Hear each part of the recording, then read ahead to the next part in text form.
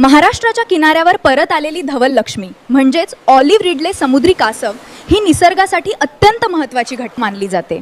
हे कासव हजारो किलोमीटर समुद्र प्रवास करून आपल्या जन्मस्थळी अंडी घालण्यासाठी परत येतात। शास्त्रज्ञांच्या मते ही कासव समुद्रातील पृथ्वीच्या चुंबकीय क्षेत्राचा अंदाज घेत दिशा ओळखतात।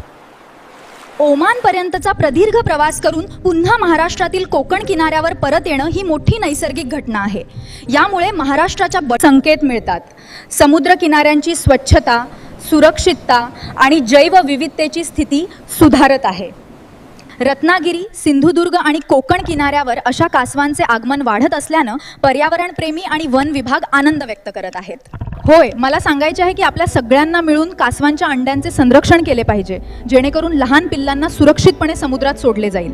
धवल लक्ष्मीचे पुनरागमन म्हणजे निसर्ग अजूनही जिवंत आहे आणि योग्य संवर्धन केल्यास वन्यजीव पुन्हा आपल्या भूमीत परत येऊ शकतात।